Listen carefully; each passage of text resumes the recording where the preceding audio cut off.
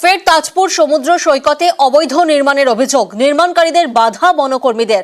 আর এই নিয়েই ফের সরব অখিলগিরি। তাজপুর সমুদ্র সৈকত যেখানে ফের অবৈধ নির্মাণের অভিযোগ সামনে আসছে এবং নির্মাণকারীদের বাধা বনকর্মীদের। প্রতিনিধি পঙ্কজ এই মুহূর্তে আমাদের সঙ্গে রয়েছেন, বিস্তারিত বলবে। দেখো, তোমাকে জানিয়ে রাখি আবারও, যেখানে তাজপুর পূর্ব জলদা এলাকায় যেখানে সমুদ্র সৈকতে বন দপ্তরের জায়গায় যেখানে দোকান তৈরি করাকে কেন্দ্র করে গত আগস্ট মাসে অখিলগিরি যেখানে মন্ত্রিত্ব পদ পাওয়াতে হলো, সেইখানে পুনরায় আবারই কিন্তু সেখানে দোকান তৈরির অভিযোগ উঠছে।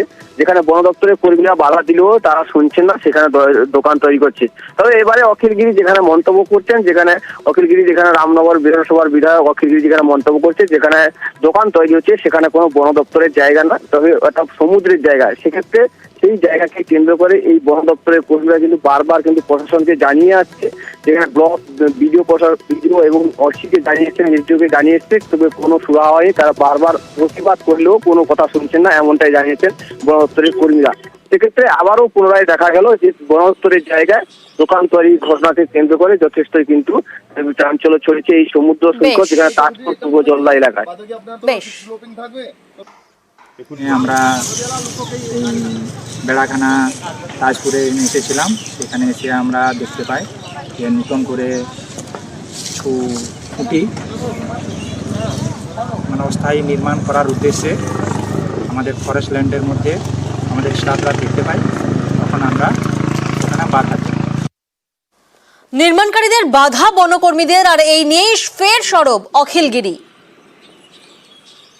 তাজপুরে দোকান বসাচ্ছে, কে বসাচ্ছে? ভেঙে নিয়েছিল, আবার নাকি বন দপ্তরের জায়গায় নাকি দখল করে দোকান বসাচ্ছে বন দপ্তরের কর্মীরা বলে করছে। মিথ্যা কথা বলছে।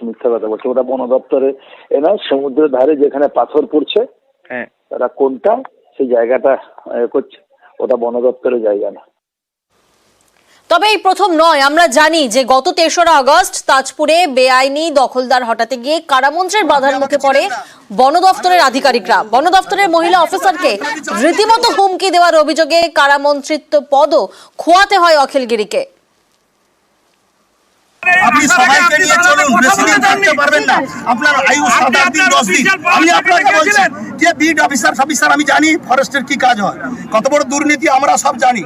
আমার জানি বিট অফিসারের বিরুদ্ধে কি আছে আমি জানি পাবলিকের, আমি কিন্তু ফাঁস করে দেবো সব বিধানসভা। আপনি আমাকে চিনেন না, আমি ওই সমুদ্রে ওসব কথা বলবেন না আপনি আমাকে। আপনি এত বড় ক্ষমতা নেই, মনে হচ্ছে যে রাষ্ট্রপতির ক্ষমতা নিয়েছেন। আপনি ফিরে যেতে পারবেন না, আমি আপনাকে বেশি কথা বলবেন না। আপনি একদম সরকারের সাথে সরকারি কর্মচারী মাথা নিচু করে কথা বলবেন। আপনি আমাদের কর্মচারী মাথা নিচু করে কথা বলবেন।